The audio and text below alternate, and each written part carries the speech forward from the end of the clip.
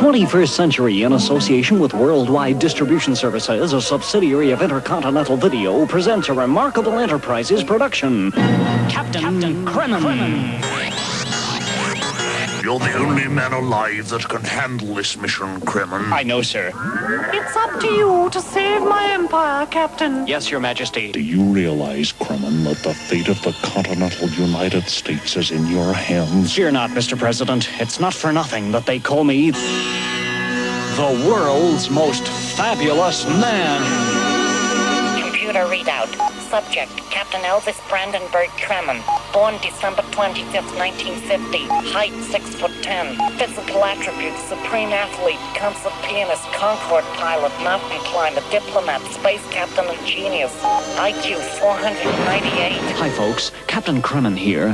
What I'm about to tell you is classified information. It all started in the June of 2005. I was strolling through the grounds of the White House with the president, swapping jokes. Say, what's black and crisp and hangs from the ceiling? I don't know, Mr. President. An Irish electrician. Suddenly, he turned a ghastly serious color and said, Kremmen, our scientists have been tracking a strange object in outer space for quite some time now. Is it an alien being? We don't know, but what we do know is that every probe ship we send up never comes back. You'd like me to go and investigate? Yes, I would, Kremmen. This is a job for a man with nerves of steel.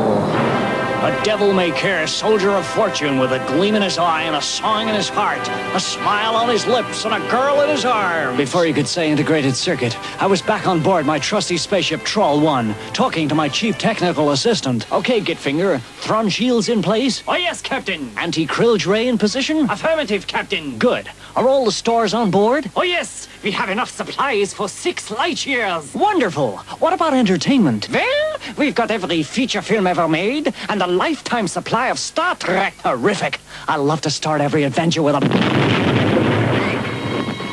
Please fasten your seatbelts and extinguish all cigarettes. Thank you. 2, 1, 0.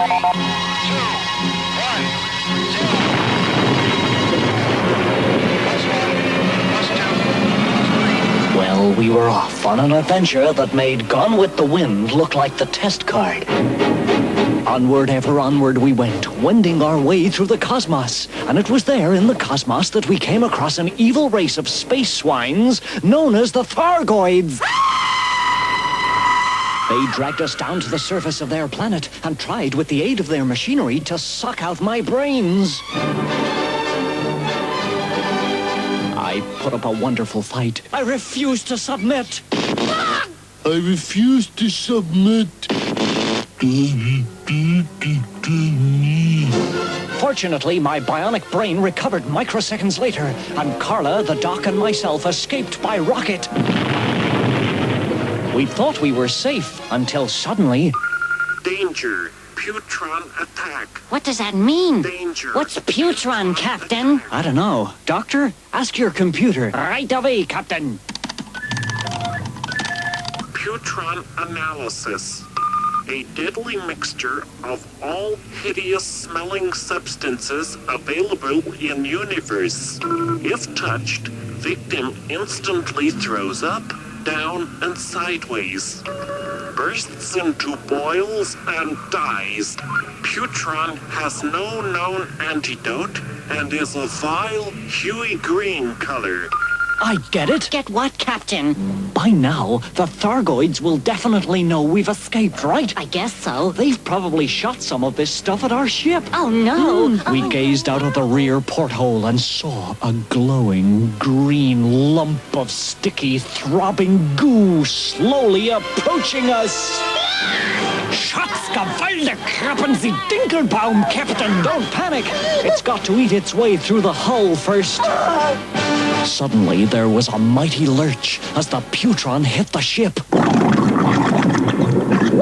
I cradled Carla in my big muscly arms as the goo began to stench its way towards us. Oh, Captain, what are we gonna do? Look, it's cracking the porthole. It seemed to be alive as it glurped its way through the window. It was at this moment I had my award-winning idea. I rushed to the smallest room in the ship. Now, where the heck is it? I I grabbed all the bottles of stench killer I could find and proceeded to mix them all together.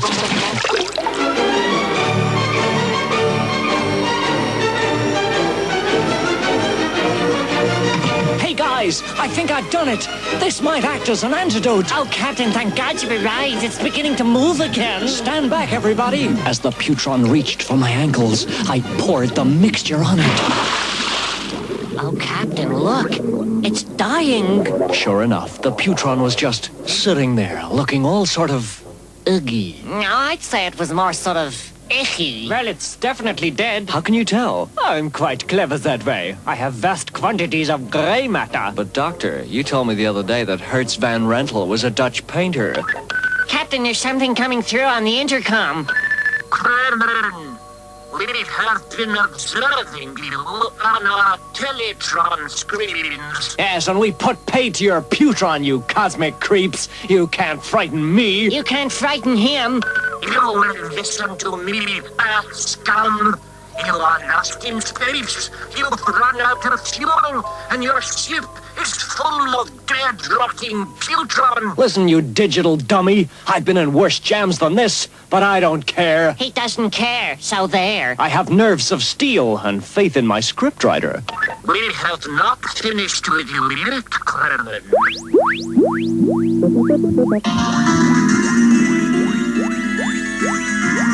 From the bottom of my Gucci space boots to the top of my Harrods helmet, I felt an eerie vibrating in my bones. Suddenly I realized the ship had been gripped.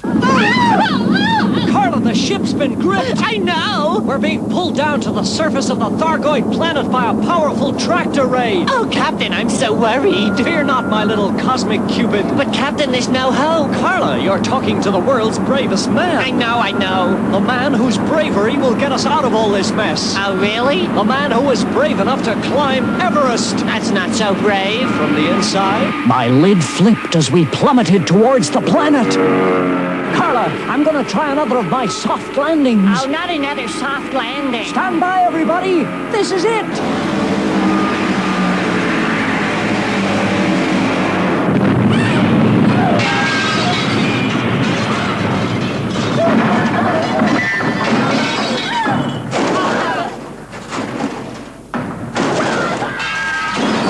Troops of guards scooped us up and bundled us into a monorail pod, which zoomed from our landing site.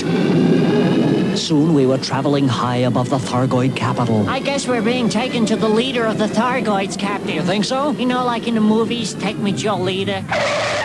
Captain, look down there. What? The people look just like ants. They are ants. We're on the ground. Oh. This way, scum. Wow, Captain, this sure is some building. It must be made of solid diamond. Carla was right. The whole place reeked of expensiveness. This surely was the palace of a president. When we approach the throne room, you will all enter on your knees. Listen, you transistorized twit. Nobody tells Kremmen to kneel. You will go in on your knees. I will not go in on my knees. Or we will remove your eyeballs. Think I'll go in on my knees.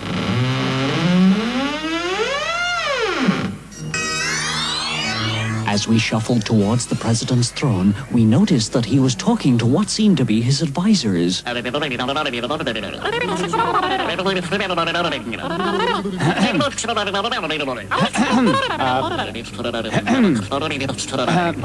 Excuse me, Your Majesty. Kremmen, it's you. You scummy little trap. Oh. I have consulted my ministers here, and we have decided that because you have been such an annoyance to us, we must banish you to one of our furthest moons. The moon he was talking about was none other than Sunaru 9, a cold, remote moon billions of miles from anywhere. Captain, isn't that the one that's completely made of mud? Yes, that's the one. And it's intensely radioactive, Captain. Quite right, Doctor. Well, that was it. We were done for. Banished forever on a ball of mud. Destined to spend the rest of our lives in the mud mines. Oh, golly, by the Morgul of Tharnak. Could this be the end of the whole Kremmen legend? Tune in next time as our trusty crew meet the Mudmen on this television set.